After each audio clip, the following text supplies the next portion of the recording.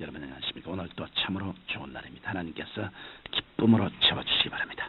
저는 오늘 고린도후서 13장 13절의 말씀을 가지고 축도의 의미란 제목으로 은혜를 나누고자 합니다. 우리 그리스도인들이 예수를 믿기 시작하면서부터 계속 외우고 기도하는 것 중에 주기도문과 사도신경이 있습니다. 그래서 어느 정도 신앙생활을 하는 사람이면 누구나 특별히 애쓸 필요도 없이 입만 열었다 하면 주기도문과 사도신경을 줄줄 외울 수 있습니다. 물론 이러한 현상은 결코 나쁜 일이 아닙니다. 주기도문이나 사도신경조차 외우지 못한 그리스도인이라면 다른 것은 말할 필요도 없이 형편없을 것이기 때문입니다. 그러나 문제는 이것을 잘 외우는 데 있는 것이 아니라 주기도문이나 사도신경을 형식적으로 외우고 기도하고 있지 않느냐 하는 데 있는 것입니다. 우리는 주기도문으로 기도할 때마다 예수님께서 친히 가르치신 기도임을 깊이 인식하고 감사함으로 간절히 기도해야 할 것이요, 또한 사도신경을 외우며 기도할 때는 우리의 믿는 바가 무엇인지 재확인하며 새로운 결단과 각오로 믿음을 고백해야 할 것입니다. 만일 그렇지 못하다면 우리가 기도하는 주기도문이나 사도신경은 녹음 테이프를 틀어놓는 것과 별로 다름이 없을 것입니다. 이와 마찬가지로 우리는 예배 때 받는 축도에 대해서도 똑같은 말을 할 수 있습니다. 본래 사도 바울이 고린도 교인들에게 축도는 우리의 심령에 뜨거운 감동이 없이는 결코 들을 수 없는 것이었습니다. 주 예수 그리스도의 은혜와 하나님의 사랑과 성령의 교통하심이 너희 무리와 함께 있을지어다. 이 축도의 말씀은 성삼위일체의 하나님께서 우리들에게 베풀어 주시는 놀라운 축복의 말씀입니다. 그러나 오늘날 이 말씀은 우리들에게 그저 예배가 끝날 때 듣는 민밀한 말씀이 되고 말았습니다. 이 말씀이 전하여 주고자 하는 이루 헤아릴 수 없는 축복은 슬프게도 우리들의 가슴 속에서 사라져가거나 이미 사라져버리고 만 것 같습니다. 그러므로 이제 우리는 마음을 새롭게 하여 이 축도를 받을 때마다 마음속 깊은 곳에서 큰 감격과 기쁨이 불릴 듯 일어나게 해야겠습니다. 저는 오늘 이 축도의 깊은 의미를 살펴봄으로써 여러분들 모두가 축도의 크나큰 축복을 체험할 수 있도록 인도해드리고자 합니다. 첫째로 우리가 받는 축도의 말씀은 주 예수 그리스도의 은혜입니다. 우리가 구역 예배로 모이든지 교회 예배로 모이든지 언제나 우리 가운데 있어야만 하는 것은 주 예수 그리스도의 은혜입니다.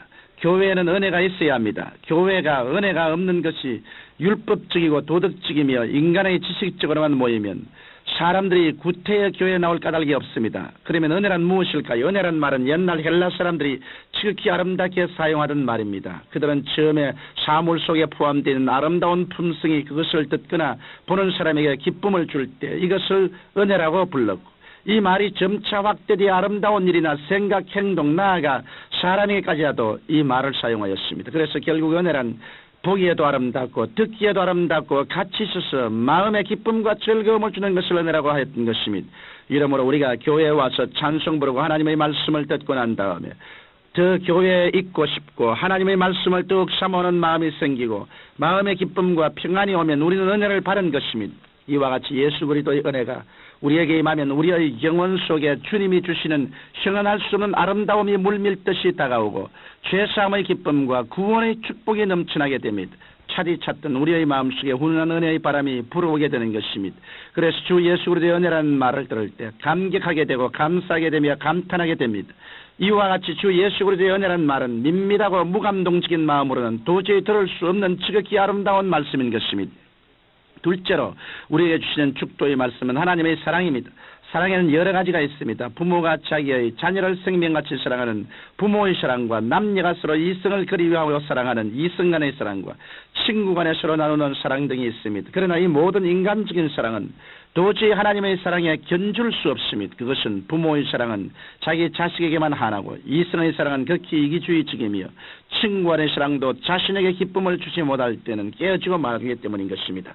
그렇지만 하나님의 사랑은 이러한 인간적인 사랑과는 전혀 다릅니다. 하나님의 사랑을 뜻하는 아가페란 말은 자기 중심적인 사랑이 아니라 사랑하는 대상의 고귀한 가치를 깊이 깨닫고 그것을 위하여 자기를 전적으로 희생하는 사랑인 것입니다.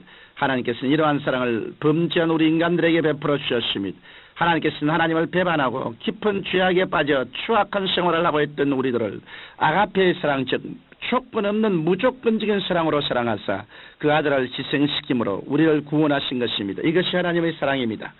그러나 오늘날 우리는 하나님의 사랑에 관하여 들을 때에도 심령의 깨어짐이 없이 태연히 들을 정도로 완악해지고 말았습니다. 하나님의 사랑이란 문자만 남았을 뿐 그 안에 있는 생명력을 누리지 못하고 있는 것입니다. 그러면 우리는 어떻게 하면 예수 그리스도의 은혜와 하나님의 사랑을 뜨겁게 불붙게 할 수 있을까요?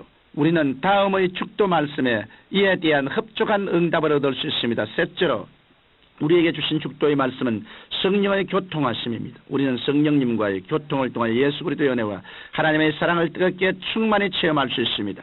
성령께서는 이 모든 은혜와 사랑을 그와의 교통을 통하여 우리의 심령 속에 부어주시는 것입니다. 우리의 신앙의 척도는 성령님과의 교통에 정비례한다 해도 크게 지나친 말은 아닐 것입니다. 우리는 성령의 교통을 통하여 하나님의 신령한 축복을 받아들이며 또 우리의 간절한 소원을 하나님께 전할 수 있습니다. 만일 성령의 교통하심이 없다면 우리는 예수 그리스도의 은혜와 하나님의 사랑이 아무리 넘쳐날지라도 우리의 심령 속에서 이 축복들을 누릴 수 없을 것입니다. 이것은 저수지에 아무리 물이 많이 있을지라도 이 물을 우리가 사용할 수 있으려면 수도관을 통해서 우리에게 공급되어야 하는 것과 마찬가지입니다. 이와 같이 성령께서는 우리가 예수 그리스도의 은혜와 하나님의 사랑을 받아 누릴 수 있도록 역사해 주시는 것입니다. 뿐만 아니라 성령께서는 우리의 기도를 올바르게 인도해 주시고 친히 간구해 주십니다. 성경 로마서 8장 26절에는 이와 같이 성령도 우리 연약함을 도우시나니 우리가 마땅히 빌 바를 알지 못하나 오직 성령이 말할 수 없는 탄식으로 우리를 위하여 친히 간구하시냐고 말씀하고 있습니다. 성령께서는 우리의 연약함을 도우셔서 우리의 기도가 하늘에 상달되고 하나님과 교통하게 하는 생명력 있는 산기도가 되게 하시는 것입니다. 그러므로 우리는 성령님을 인정하고 환영하고 모셔드림으로 주 예수 그리스도의 은혜와 하나님의 사랑을 깊이 체험하게 하는 성령님의 교통하심이 충만한 삶을 살아가야 할 것인 것입니다. 청취자 여러분, 사람들은 오늘날을 감격을 잃어버린 시대라고 말합니다.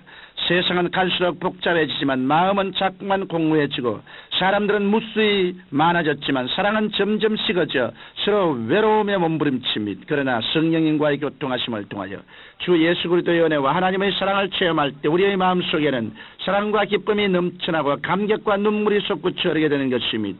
이제 여러분은 모두 마음을 새롭게 하여 놀라운 축도를 받아들이십시오.